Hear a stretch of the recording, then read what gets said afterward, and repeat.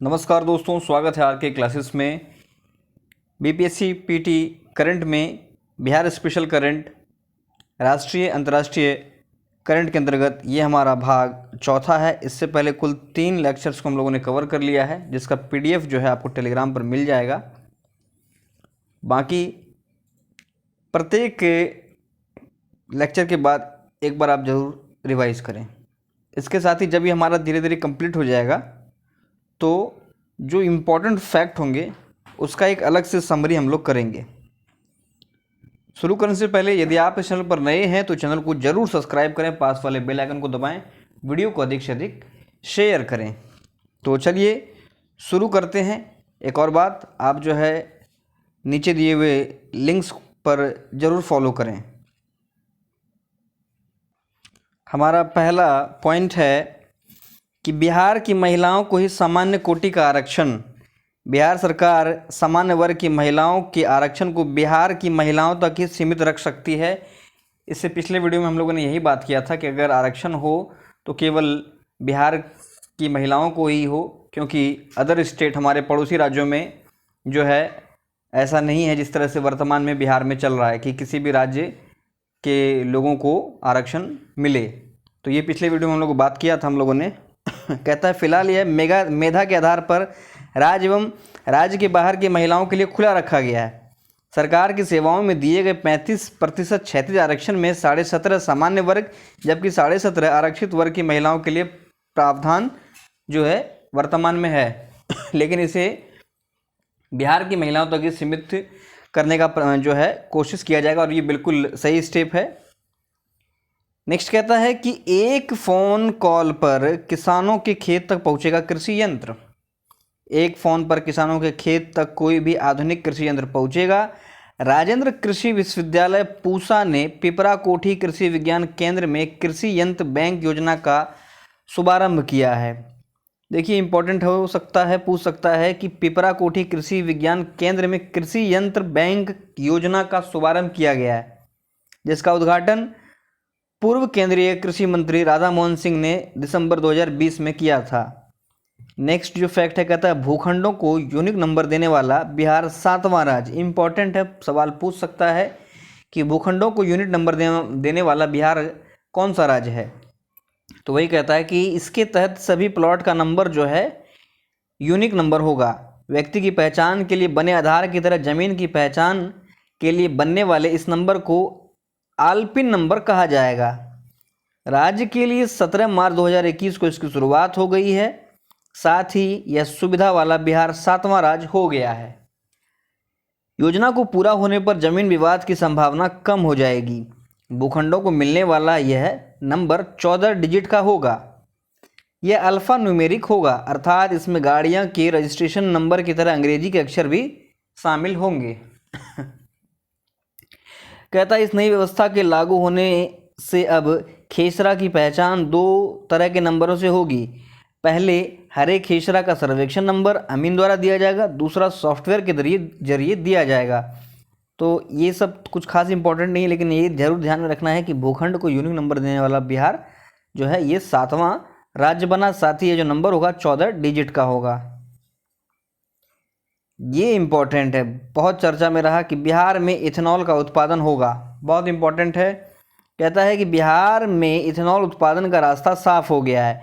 मुख्यमंत्री नीतीश कुमार की अध्यक्षता में 16 मार्च 2021 को हुई राज्य कैबिनेट की बैठक में इथेनॉल प्रोत्साहन नीति 2021 को मंजूरी मिली। इंपॉर्टेंट है, कई बार एग्जाम में जो वनडे एग्जाम में ये पूछा भी गया है।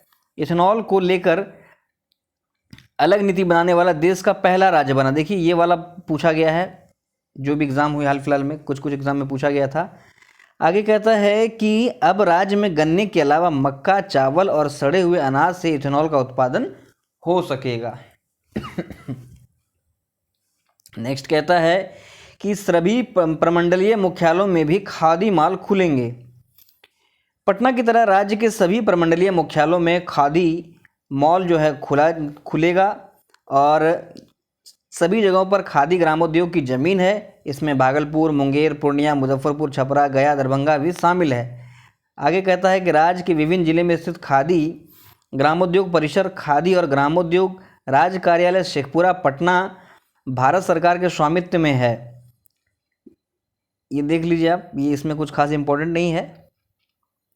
सभी प्रमंडलीय मुख्यालयों में खादी व जल विद्युत परियोजना लगेगी।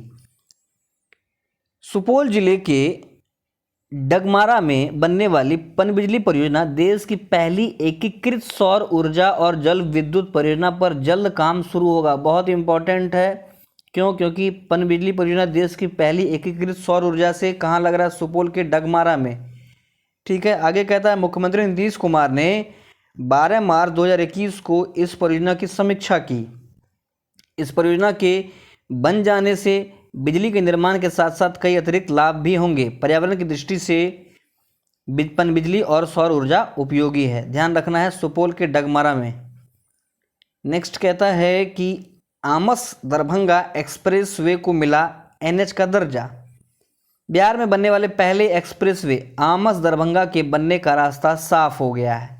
केंद्र सरकार ने इस सड़क को नेशनल हाईवे D119 का नामांकन दिया है। मंत्रालय की ओर से जारी अधिसूचना के अनुसार औरंगाबाद में आमस के निकट नेशनल हाईवे 19 से एक्सप्रेस वे शुरू होगा। ध्यान रखना है, इंपॉर्टेंट पूछ सकता है। आगे कहता है यह है कच्ची दरगाह हाजीपुर के कल्याणपुर समस्तीपुर को ताजपुर से होकर दरभंगा में बेला नवादा NH 27 में जाकर समाप्त होगा। ये इंपॉर्टेंट नहीं है।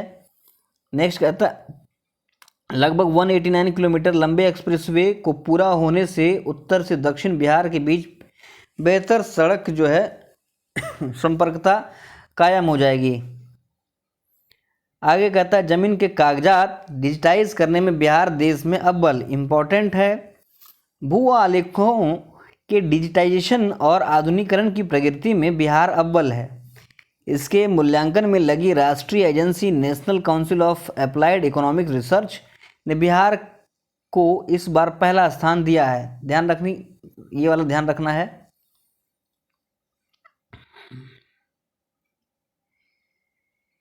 अगला है पटना रहने लायक शहरों में 33वें पायदान पर।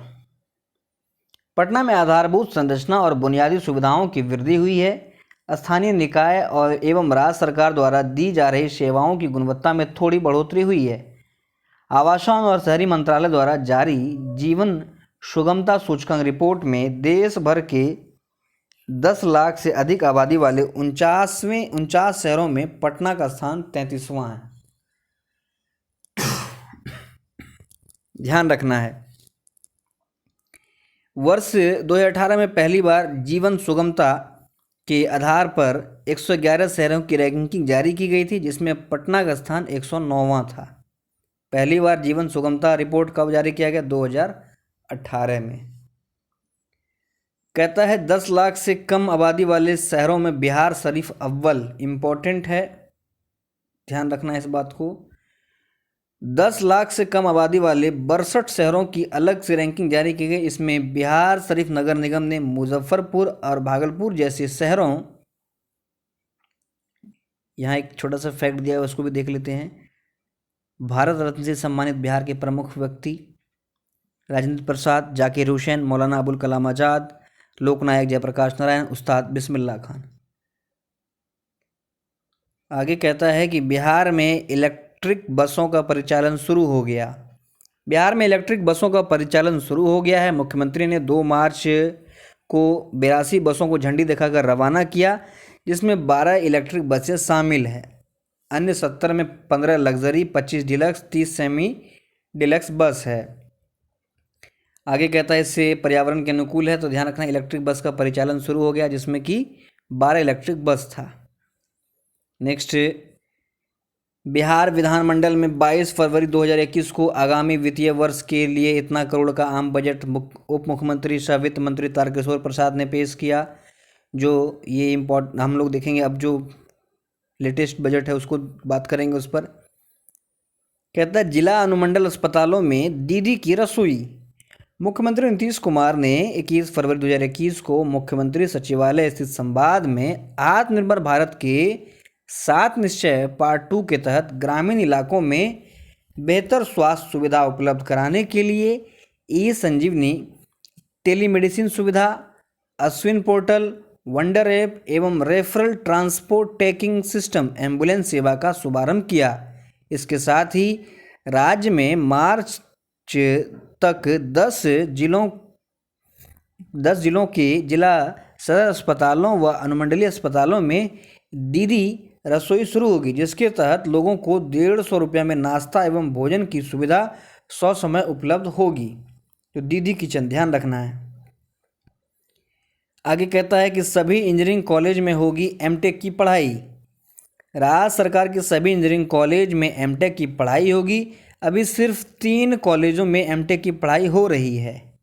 कहता है all India council for technical education से मान्यता लेकर चरणवार सभी कॉलेजों में यह सुविधा बहाल करनी है, ताकि राज्य में ही अधिक से अधिक विद्यार्थी एमटेक की डिग्री प्राप्त कर सकें। पहले चरण में दरभंगा, गया, छपरा, मोतिहारी आदि के इंजीनियरिंग कॉलेजों में एमटेक की पढ़ाई शुरू की जाएगी। कहता है कि बिहार में प्रति व्यक्ति आमदनी बढ़ी। बिहार की आर्थिक विकास दर बीते सालों में लगातार बढ़ी है। यह बढ़ोतरी राष्ट्रीय आर्थिक विकास दर की तुलना में अधिक है। इसका अच्छा असर राज्य में प्रति व्यक्ति आय पर पड़ा है। वर्ष 2019-20 में प्रति व्यक्ति जो है 50,735 वर्तमान मूल्य पर था, जबकि 18-19 में यह 47,641 था। खैर ये तो पुराना है, अभी हम लोग लेटेस्ट में बात करेंगे। प्रति व्यक्ति आमदनी में पटना शीर्ष तो शिवहर सबसे निचले पायदान पर। बजट और आर्थिक सर्वेक्षण में हम लोग न्यू डाटा देखेंगे। तो ये देखिए, ये बजट से रिलेटेड दिया हुआ है, जो कि हम लोग को लेटेस्ट देखना है।